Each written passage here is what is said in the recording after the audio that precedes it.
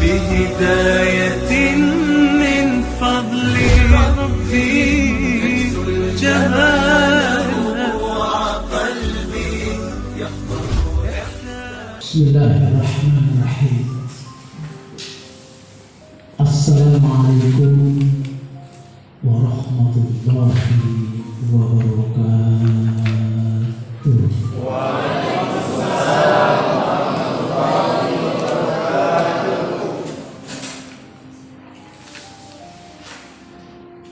Alhamdulillah alladzi la ilaha illa anta subhanaka inni kuntu minadh dhalimin. Asyhadu an la ilaha illallah wa asyhadu anna Muhammadar Rasulullah. Allahumma shalli ala Muhammad wa ala ali Muhammad.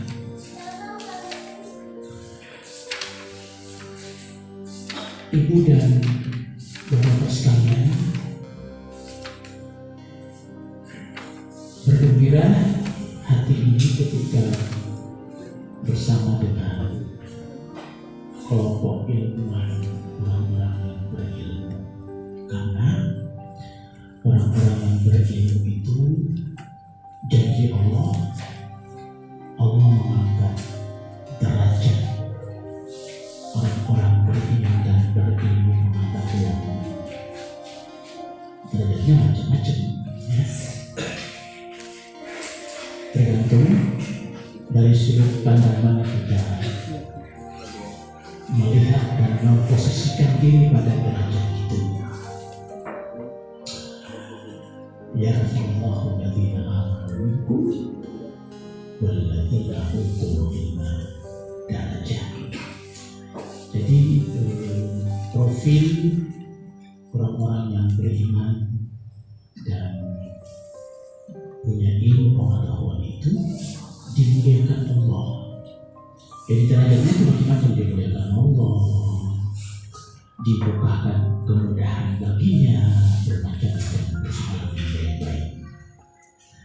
Ada Pak Panut, senior kita, ya.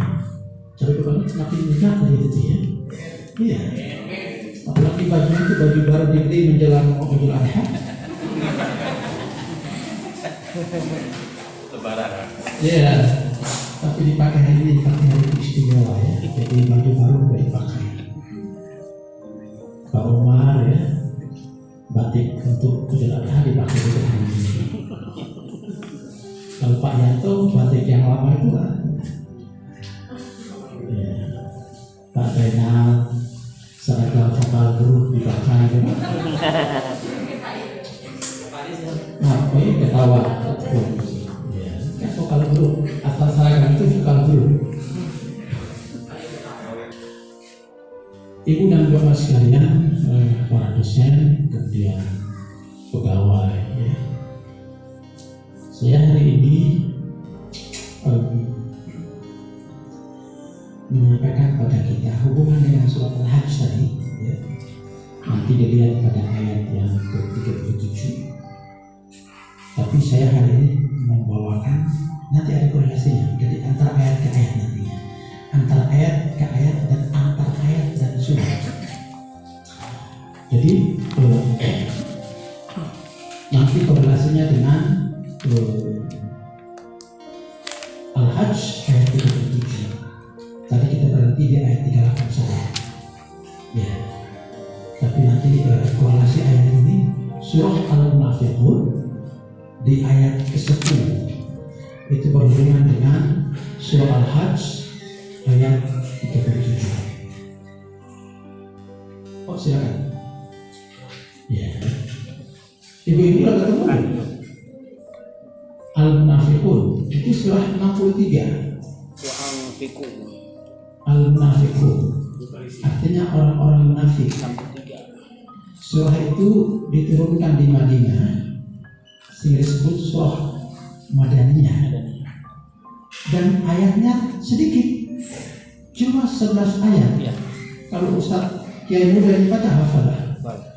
Hafal. Oh iya, dia hafal. Surah Madaniyah karena surah itu diturunkan di Madinah, kemudian ayatnya cukup sedikit, 11 ayat. Surah yang ke-63 dari 114 surah.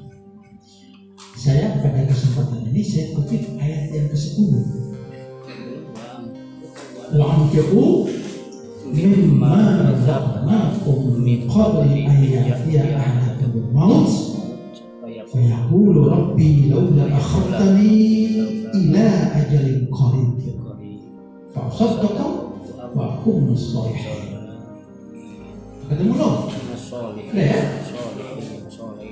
Sudah ya?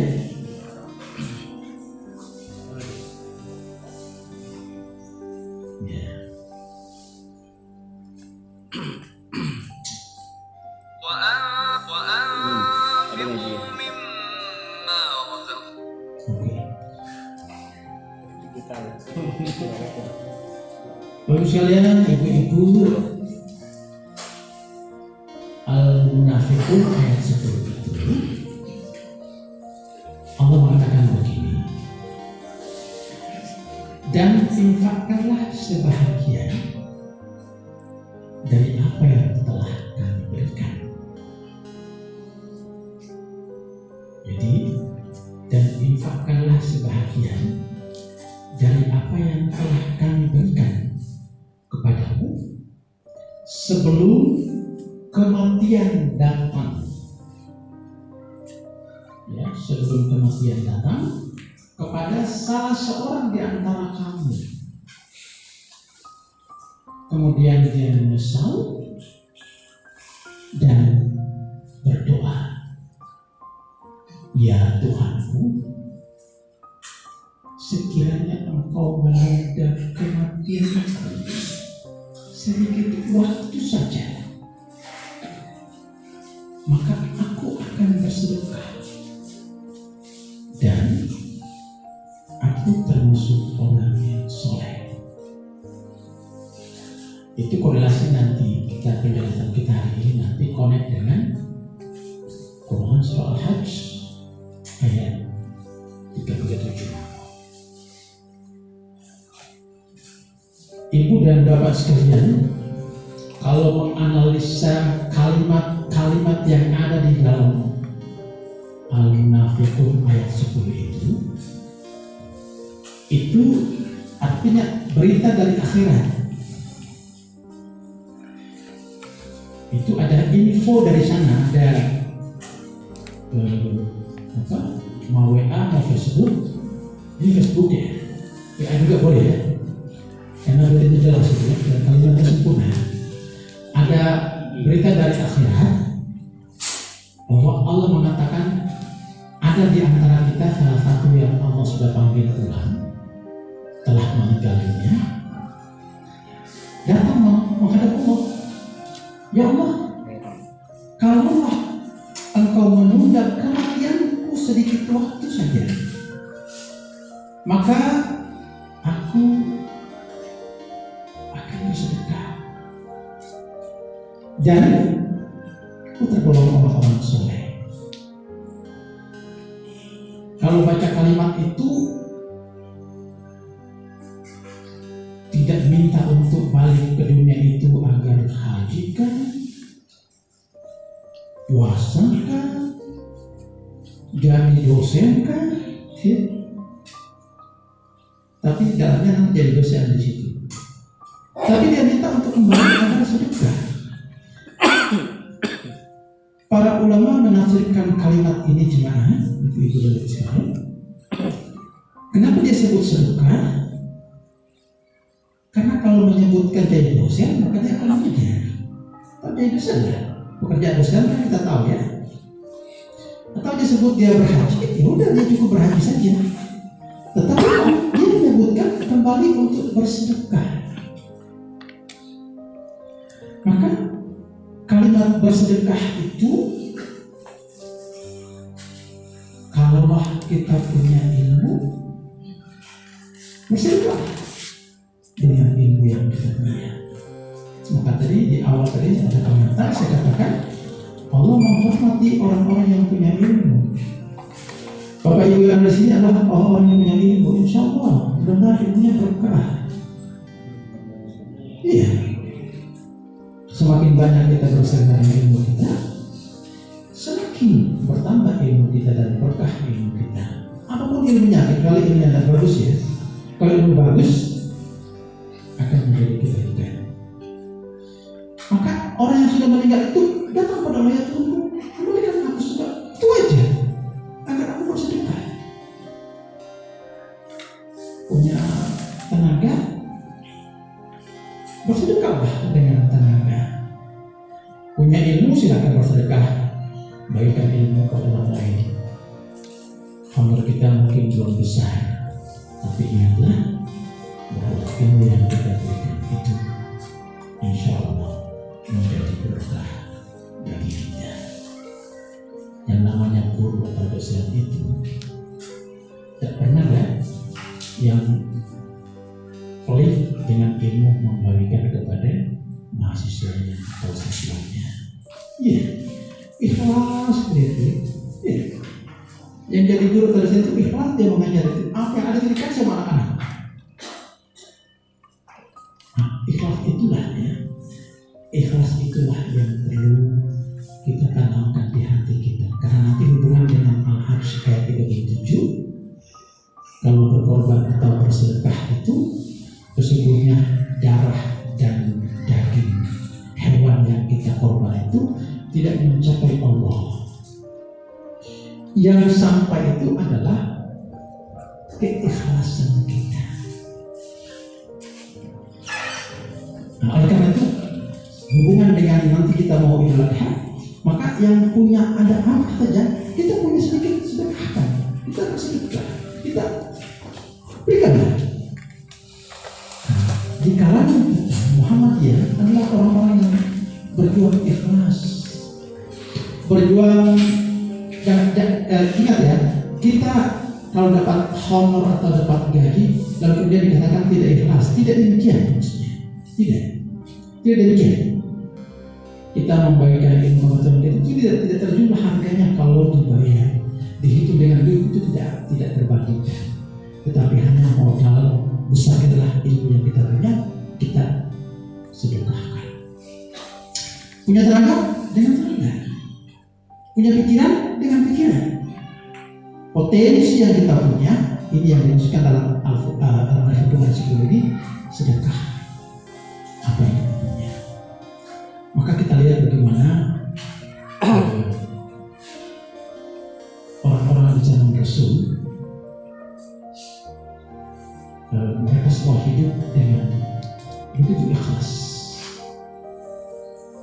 Kalau kita sudah ikhlas, maka tidak ada iri-iri di antara kita. Tidak, karena kita hanya dengan Allah. Maka kapan kita sudah pasrah total, kita sudah ikhlas, akhlak ikhlas itu adalah kita tidak saling iri di antara kita. Enggak, karena kita hanya kita dengan Allah. Kita punya Allah seperti itu. Inilah perjuangan di dalam hidup bermuhammadiyah. Di sini kita punya gaji, punya honor, punya apa, tapi tidak sebesar yang insya Allah yang kita sumbangkan untuk Muhammadiyah. Tetapi bukan itu menjadi tujuannya. Kapan kita ada pada tingkatan ikhlas kepada Allah, material tidak cukup ya, tidak sampai darah dan daging hewan yang kurban yang kita korbankan, yang kita infakkan, yang kita sedekahkan, itu tidak sampai mencapai Allah. Yang sampai itu adalah keikhlasan kita. Nanti baca di Al-Hajj ayat 37. Coba lihat itu ya. Sehingga kalau kita kembali ke Al-Munafiqun ayat 10 tadi, bahwa orang yang sudah meninggal dia minta kepada Allah, mari kata ya Allah, aku mau bersedekah. Di akhir ayat itu disebut semoga aku tergolong orang yang soleh. Sedekah soleh. Kalimat sedekah hubungan kental dengan soleh. Di dalamnya ada soleha ya, jangan lalu protes. Nah, soleha. Allah ini tidak adil gitu. Makanya kalau yang soleha tidak adil, yang cuma soleh.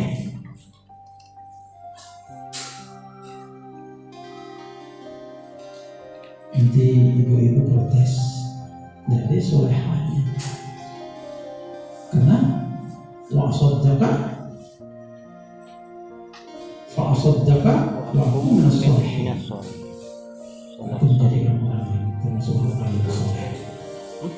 Jadi kalimat itu bukan berarti ibu-ibu tidak masuk. Ibu-ibu sudah masuk di dalamnya. Kalau suaminya pergi sholat ke masjid, istrinya di rumah, maka istri mendapat pahala sebagaimana suami dapat di masjid. Dapat 27, istri juga di rumah dapat 27. Itulah hebatnya Allah. Ibu-ibu tidak usah protes lah ya. Bagi zakat, laki-laki dapat 1, kami dapat 1,5. Allah tidak adil.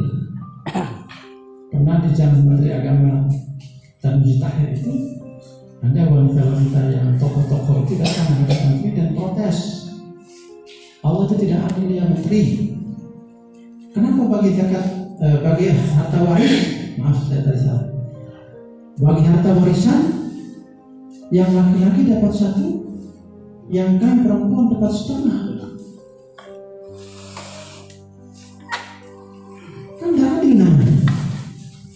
Tetapi ketika didudukkan permasalahannya,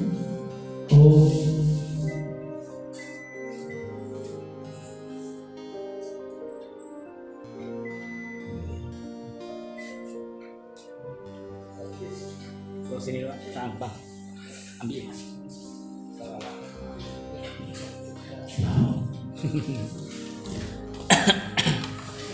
Ketika Menteri Agama belum berkata kemudian dijelaskan, kalau seorang laki-laki mendapat 1, menikah dengan seorang wanita yang datang membawa 1/2, menjadi 1,5. Seorang wanita yang dapat 1/2 bertemu dengan suaminya bawa 1, semakin 1,5. Dan di mana tidak adilnya? Itu sederhana berpikirnya. Yang tidak adil di sana. Kemudian kalau perempuan, kalau punya dia itu untuk dirinya sendiri.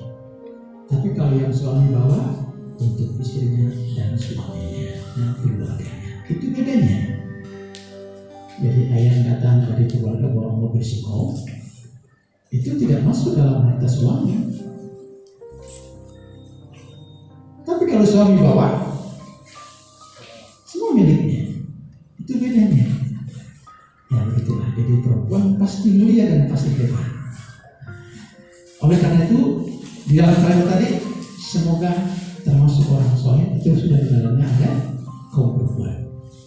Ada kalimat emansipasi. Bapak sekalian, maka ketika kita sudah bersedekah dengan ilmu kita, karena kita di sini adalah lingkungan ilmu pengetahuan, ya. Jangan lupa bahwa dengan ilmu pengetahuan itu Allah mengangkat derajat kita, tetapi jangan kita sombong dengan ilmu yang kita punya. Persoalan yang paling ribet adalah ketika kita merasa orang pintar, ketika kita merasa paling soleh dan menganggap orang lain tidak. Itu maka sia-sia, tidak ada manfaat apa-apa dari apa yang kita berikan. Kalau kita sudah merasa paling soleh, kalau kita sudah merasa paling punya pintar, maka di sanalah letak kelemahan, kerugian dari kita. Maka perlu saling hormati, akhlak. Tidak ada yang tidak penting di dalam sistem kehidupan kita di kampus ini. Yang manapun, di sisi manapun, tidak ada yang tidak penting. Semuanya penting. Kalau jangan menganggap remeh. mungkin bukan dosen, yang mungkin bukan kabit, yang mungkin bukan bendahara. Tidak ada yang tidak penting dalam sistem kehidupan kita ini. Yang membersih halaman, coba tidak nyapu 3 hari pulang.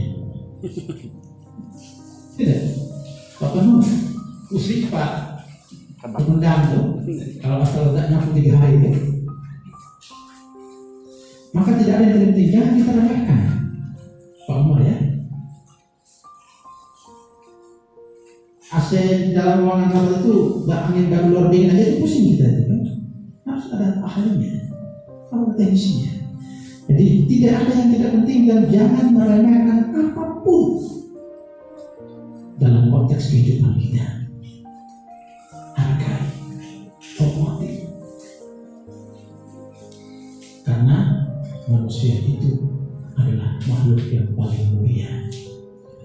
Suatu ketika saya di Mekah, pengumuman di sekitar Ka'bah Baitullah, bahkan selebaran banyak disebarkan di jemaah haji, bahwa harkat dan martabat manusia jauh lebih mulia dibandingkan dengan Hajar Aswad. Karena orang berebut mencium Hajar Aswad itu, kalau kemudian sampai ada yang mati, ada yang sampai disikut, ditinju gitu ya, untuk hanya merebut dan cium batu Hajar Aswad itu, maka diumumkan dan bahkan ada selebaran dikirim ke mana-mana itu untuk orang membacanya bahwa harkat dan martabat manusia jauh lebih mulia dibandingkan dengan Hajar Aswad dan ketika tinju itu cium berat. Nah, maka Bapak sekalian, harkat dan martabat manusia di lingkungan ini siapapun dia mulia, penting, jangan diremehkan. Jangan dianggap tidak ada. Pekerjaan apapun, semuanya tidak ada yang sia-sia. Intinya kita ikhlas karena Allah, berakhlak dengan Allah. Maka akhlak itu sangat penting, saling menghormati, hargai.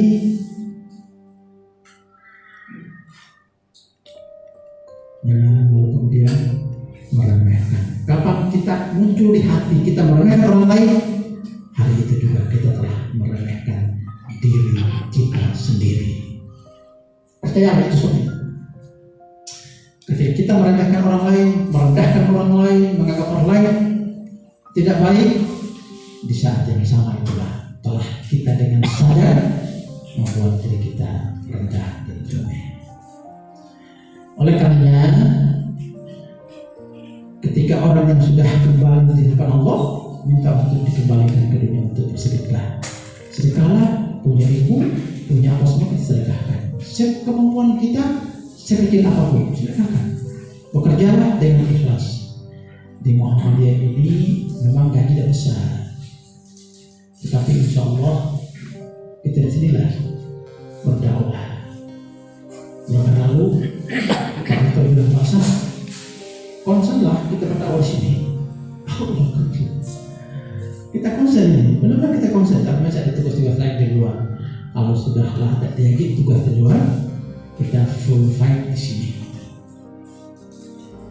Uruslah agama Allah, Allah mengurus diri. Yakin, pegang di situlah.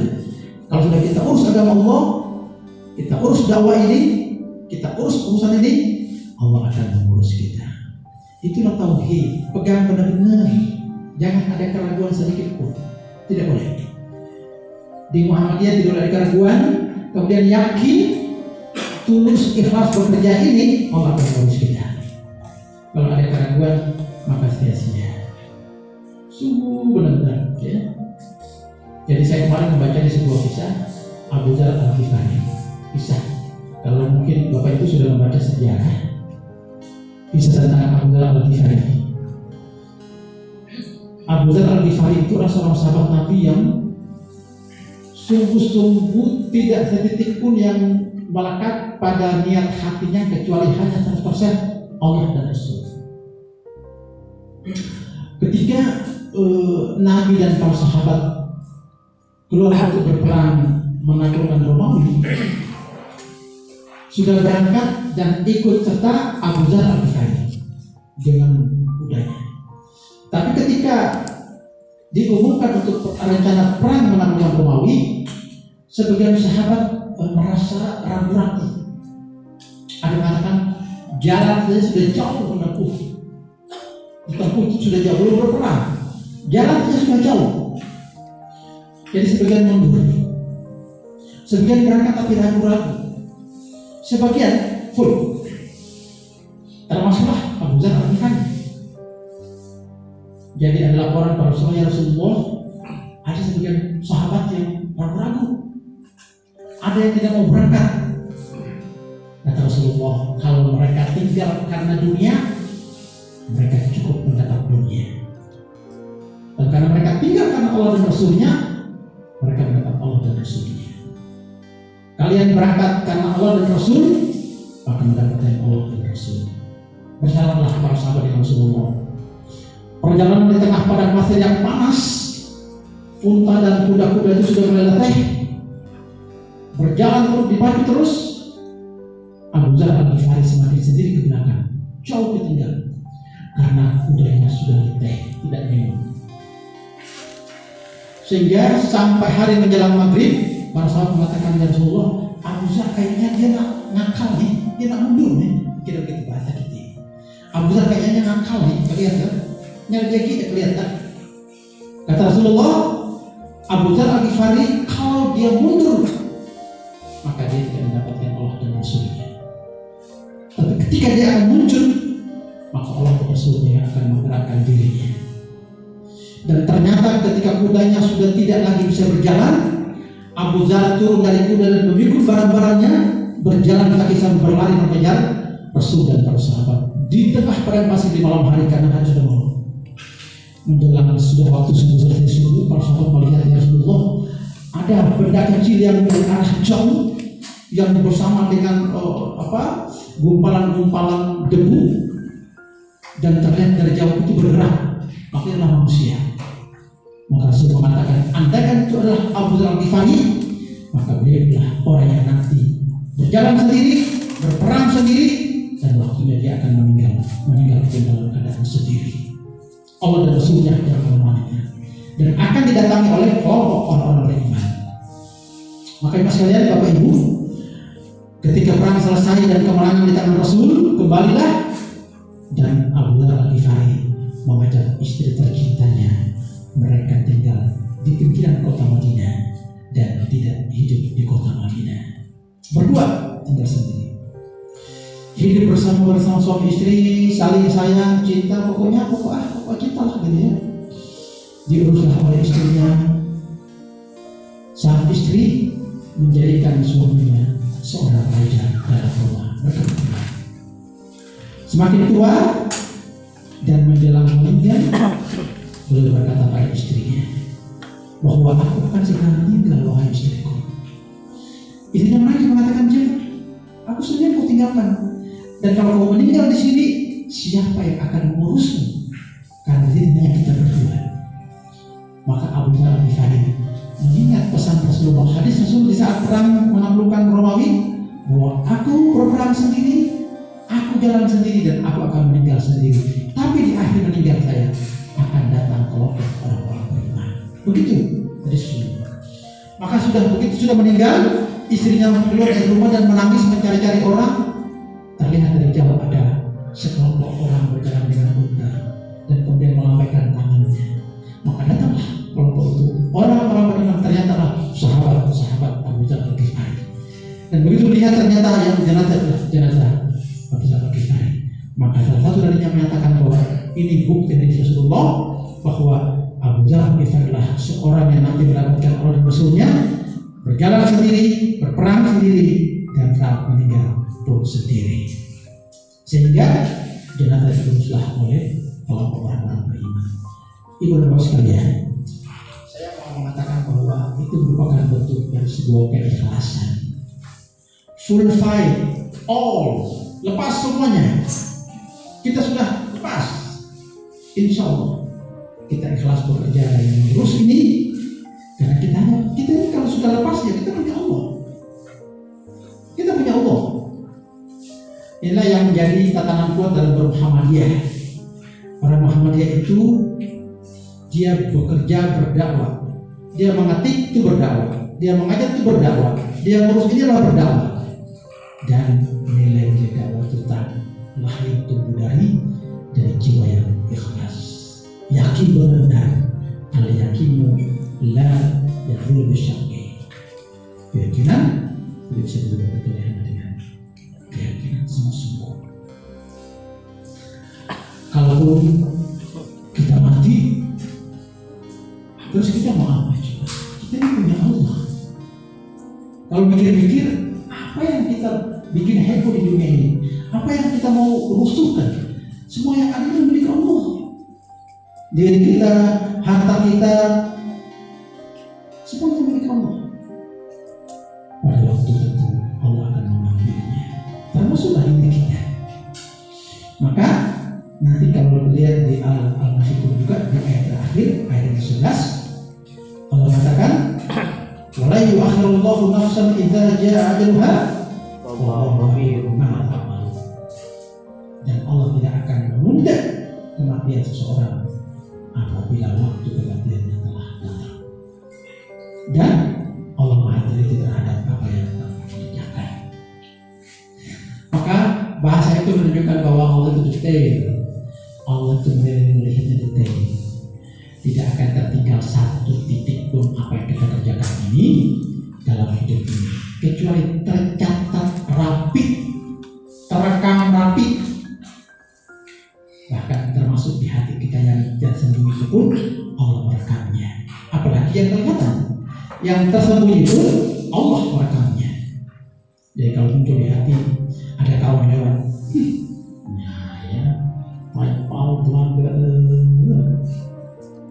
kita ungkapkannya sungguh-sungguh di hati kita ya. Allah merekamnya, tidak mau mudah, baru muncul di hati saja. Itu terekam dengan rapi. Maka sebaiknya uruslah kerja kita, luruskan hati kita, niat kita benar-benar Allah. Tidak usah urus orang, tidak usah sibuk bicara tentang orang lain. Asal mata itu rambutnya keriting, hitam lagi, typal. Senal ya, jenggotnya lumayan. Tidak bisa lagi apa. Jenggot di kurban. Di kurban ini kayak yang di belakang itu kita bagian belakang itu ya. Nah, kurang mentok dia ya.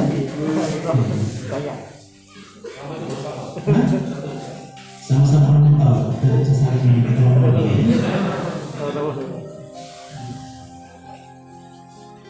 Tidak usah urusan fisik seseorang itu bisa diomong deh. Memang itulah yang terbaik untuk Allah. Tidak usah diomong deh. Memang ngapain gak ngomong itu berubahnya enggak juga, tapi nambah ketidakbaikan kita di mata Allah.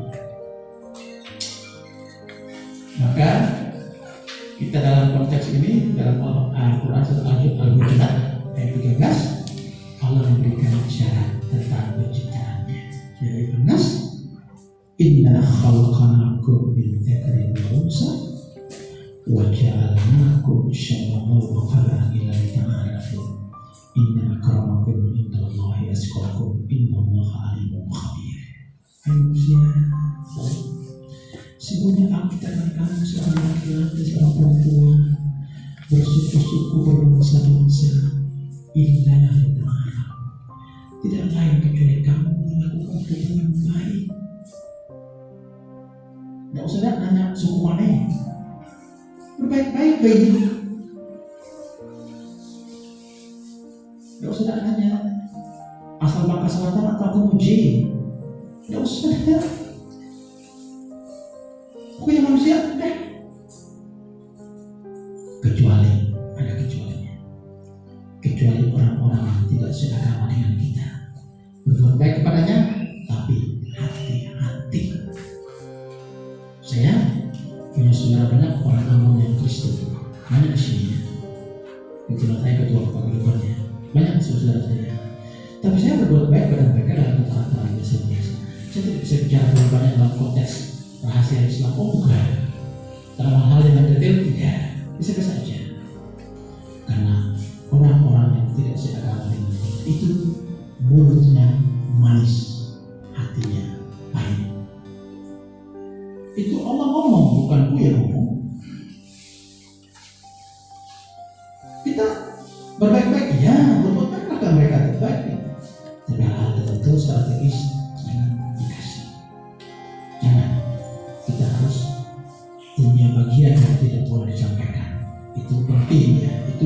Itu Allah pesankan demikian. Walau tardo angkal Yahudu walau Nasara hatta tetapi ambillah. Mereka tidak akan senang. Belum diam, belum berhenti sebelum kamu ikuti milahnya. Milah itu kan agak bahasa Allah itu bukan agama ya, ingat. Tidak perlu kita masuk Kristen ya, tidak perlu deh. Tidak perlu kita Katolik, tidak perlu kita Hindu, tidak perlu kita Buddha. Tapi karakter, sifat menyamai orang-orang. Selesai, cukup. Pikir itu. Oleh karenanya, dari berangkat dari ini, mari kita bersedekah dengan sesuai kemampuan kita. Ikhlaskan sedekah itu, jangan lagi nyebut-nyebut. Asallah sedekah itu nyebut-nyebut, ya. Dan bukan karena yang apa? Jangan, tidak usah ya. Karena kita kan Allah, selesai sudah. Lupakanlah. Ketika kau menyebut jadi matanya atau ceritakan dengan orang lain, maka kebaikan bagaikan jago yang melekat di batu datang hujan. Selesai. Hanya akan menimbulkan kesombongan di bilik hati kita ketika kita menceritakan tentang sesuatu yang kita berikan dengan baik. Belajar untuk diamkan jauh lebih baik. Ya, saya cukup ya. Tinggal 15 menit. Bahwa jangan juga selesai. Pakai itu nanti lah. 1 jam. Ya, silakan. Mau ditata atau silakan mau langsung aja ya. Silakan Ustaz. Karena dia pakai jas di depan.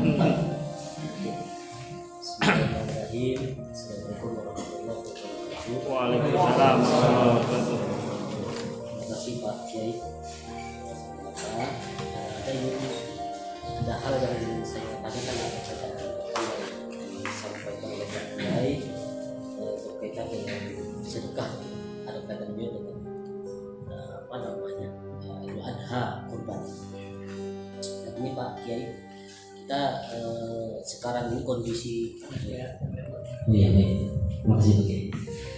Jadi tadi yang apa disampaikan Pak Kiai, beberapa surat dan beberapa ayat tadi berkaitan dengan infak, sedekah gitu ya.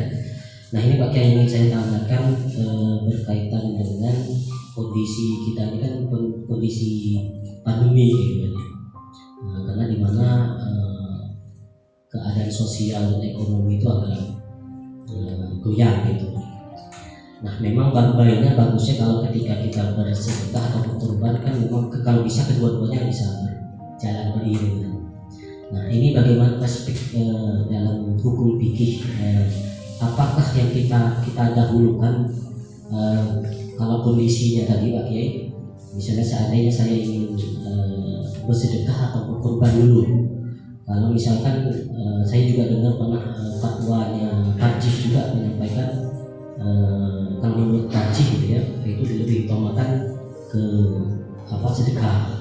Karena memang halnya penting tadi yang disampaikan oleh Pak Kiai tadi di dalam surah Al-Munafiqun ya. Tadi kan kalau kita hamba Allah kalau ketika meninggal mau minta waktu sedikit, apa tujuan dia ketika mau minta balik ke dunia itu karena mau minta sedekah gitu kan, bukan perintah yang lain. Nah ini bagaimana Pak Kiai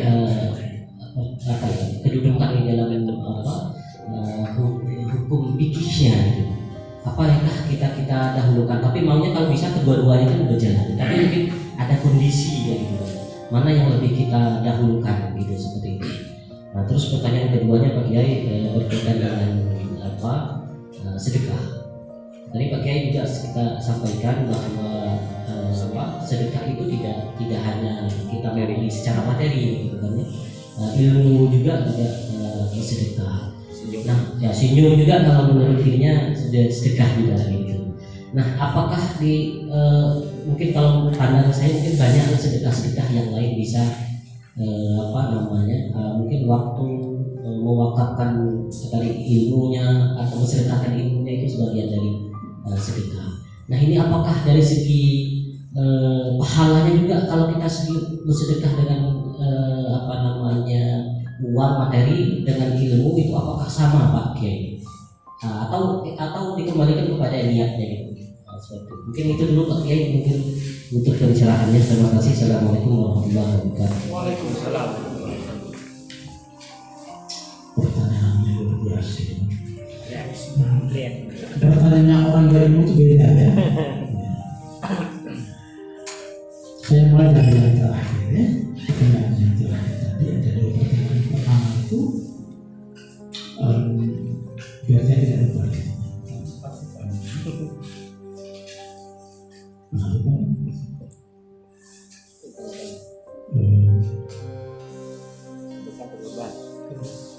Mana itu? Nilai. Punya uang, sedekah dengan uang, punya ilmu, sedekah dengan ilmu. Dua-duanya antara dua itu mana yang punya nilai lebih besar ya? Pikir gitu ya.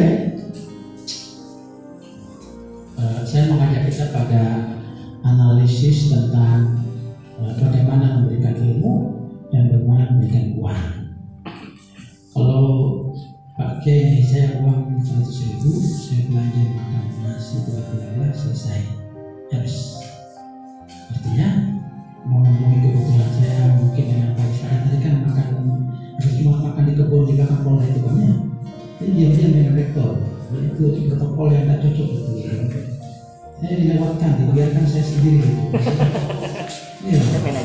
Dia seminggu tahu tuh. Itu mata-mata paling banyak gitu. Jadi menurut saya ya habis makan ya memenuhi kebutuhan. Tetapi lihat tensinya. Kalau kita kasih makan pada orang yang benar-benar membutuhkan saat itu juga luar biasa ya, beda.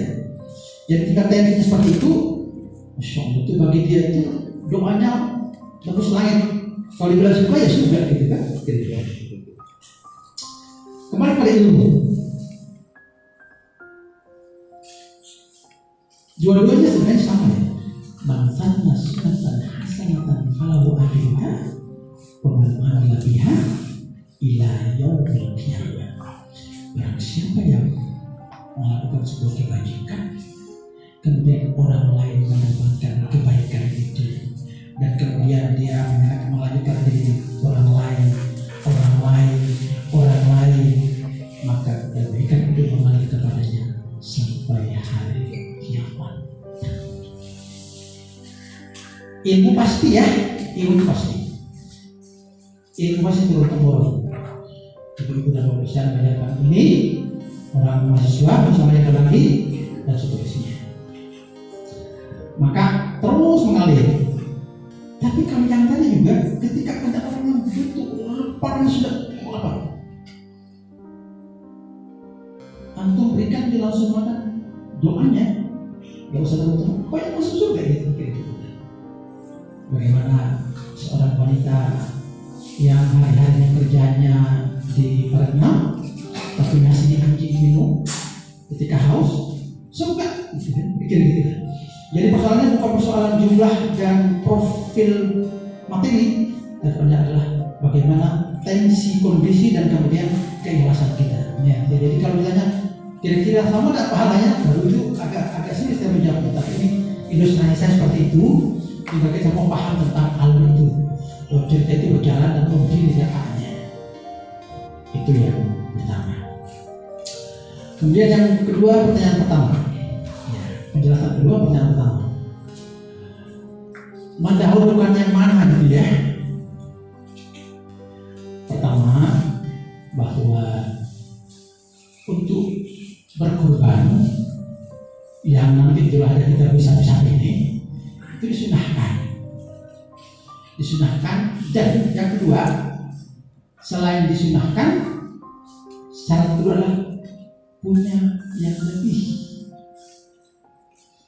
Artinya uang kuliah anak telah terpenuhi. Kalau saat ini kuliah anak belum sudah bayar uang kuliah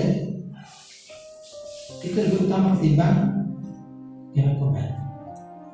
Pikir gitu ya. Jadi jangan uang kuliah ditunda, tapi kita korban. Oh enggak, karena wajib untuk menyelesaikan yang itu, yang ini sunnah. Dan kalau sudah lebih itu artinya uang kuliah sudi, umurnya sudi, hal-hal yang utama. Makan di rumah juga sudah aman. Tetapi ada lama juga, kemarin saya dikirim sebuah video dari Pak Ashraf di grup Muhammadiyah. Ada seorang nenek yang hidup di sebuah tempat reot ya, rumahnya reot ya, tapi dia tidak tahu dia berkorban. Awalnya dia setelah kasih duit, berikutnya dia sudah ngantar ampun sendiri ke panitia. Jadi intinya begini, dahulukan yang utama. Mungkin ya itu kan tinggal sendiri ya, dia pernah kasih berapa. Tapi semangat korbannya ada dan Allah kasih jalan keluar, itu memang iya. Tapi kalau mereka kita punya keluarga dan kemudian utamakanlah dulu yang itu kemudian ketika sudah ada sisanya, sudah ada kelebihannya, bukan sisanya kelebihannya, silakan dikorban. Saya kira itu kalau ditanya mana yang diutamakan, utamakan dulu yang wajib baru yang sunnah. Karena korban sunnah tapi memenuhi kewajiban kita dengan berbaca-macam kebutuhan utama itu jauh lebih penting ketimbang kita mendahulukan yang sunnah karena hukumnya sunnah. Tapi ada yang bilang, pokoknya makan kita korban gitu. Nah, kemudian korban yang mau saya jelaskan, iya ya. Saya tadi ada bukunya mau tukar di dalam mobil. Buku fikih sunnah karangan Sabi, juz 5 nanti kayak muda ya, kayak muda nanti. Itu tentang uluhiyah di halaman tadi saya baca bahwa ternyata banyak di masyarakat, kalau kita sudah paham, banyak di masyarakat yang kalau saya kan punya anak 10 ya, saya punya anak 10. Benar nih, sedikit yang benar ya. Ada yang mengatakan begini, kalau tahun ini kita belum mampu, anak kita 10 semuanya korban. Jadi 3 dulu kalau sekarang sapi satu bagian berapa? 2,7 ya? Ya? Iya. Maka kali 3 dulu. Tahun depan baru 3 lagi. Tahun depan 3 lagi. Tidak demikian. Saya punya anak 10 sama istri saya, tambah saya 12 orang kami. Begitu saya bayar 2,8, maka itu untuk keluarga saya. Ya lagi hidup siko-siko. Tidak demikian. Ya, begitu bayar satu bagian, itulah bagian keluarga saya. Nah di masyarakat saya lihat masih prakteknya begitu, anak kami 3, tahun depan 2, tahun lagi siko. Kelak atau lagi tinggal 2 tahun yang lalu, atau juga tidak demikian. Tidak demikian. Pikir gitu ya, Ustaz ya. Gampang pertanyaan. Waktu kita tinggal 1 menit. Oh silakan, Pak Ifada. Karena makan di belakang Polda tadi, sini. Pakai mic supaya orang tahu apa yang ditanyakan. Iya, banyak kenal juga kan, gampang.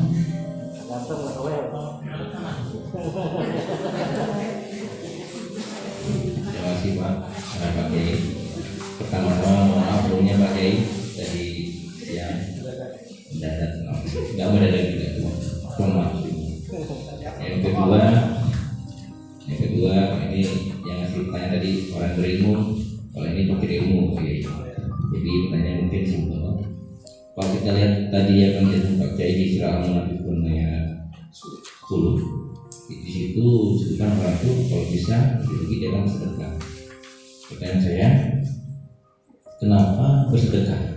Kenapa tidak dia mengamalkan ibadah-ibadah yang lain? Entah sholat kah, puasa kah, atau apalah. Tapi kenapa sedekah? Itu pertanyaan. Dan ayat ini menjadi dalil yang paling kuat di lembaga-lembaga JIS, digunakan oleh JIS untuk mengajak orang bersedekah.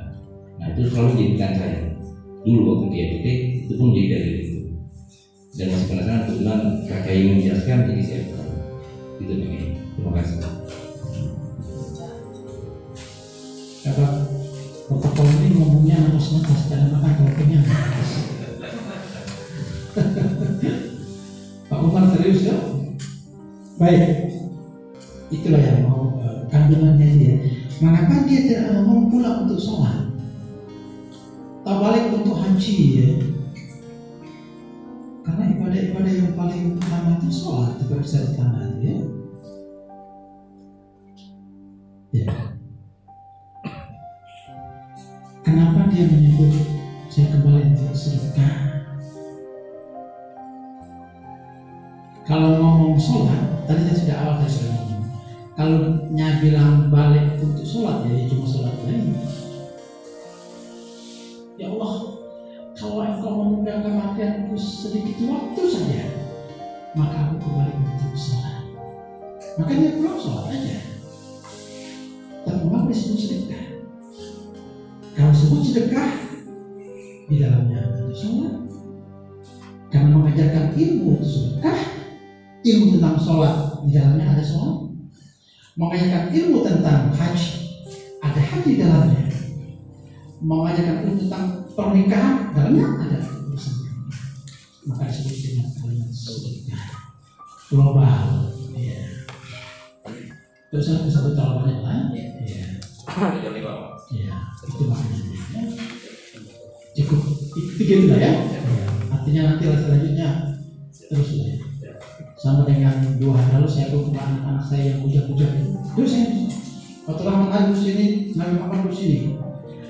Jelaskan pada ayah berapa banyak yang S2 jadi sekarang kalau S2 sebutkan 5 keuntungan main game.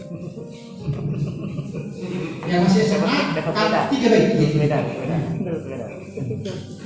Berapa banyak? Berapa 3 keuntungan main game. Bisa baca lah. Ini kan berbeda umum ya. Orang-orang tua pun gelisah, terus saya ya Allah. Entah dia itu luar biasa ya beda waktu. Kalau anak-anak ibu ya, sekalian kita harus menguasai kita. Ini bahaya. Dia sudah tidak lagi baca Al-Quran. Anak saya itu kalau Nathan, Suci. Kalau kita sudah pergi, dia pergi, terus buat itu kan, buat ke kamar itu lah. Kira-kira itu kan desain untuk berbaca tumpul baca Quran, tidak sholat malas gitu. Harus kita sedikit strength. Kita ya, oke? Ya. Dan kalau banyak makan itu banyak aja lah.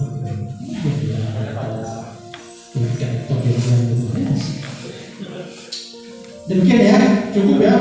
Jam 4 lewat, jam 5 lewat. Iya, Pak Umar mau pulang ke Somalia. Kalau mau pulang ke Toa, tapi dia bilang, orang-orang di sini. Dia bilang sampai lah tadi. Jadi demikian, terima kasih Ibu dan Bapak sekalian. Mohon maaf kalau ada yang kurang berkenan. Harapan saya pengajian ini kita biasa-biasa saja, mengalir biasa, jangan tegang, jangan terlalu bikin pusing, nanti pusing juga nantinya.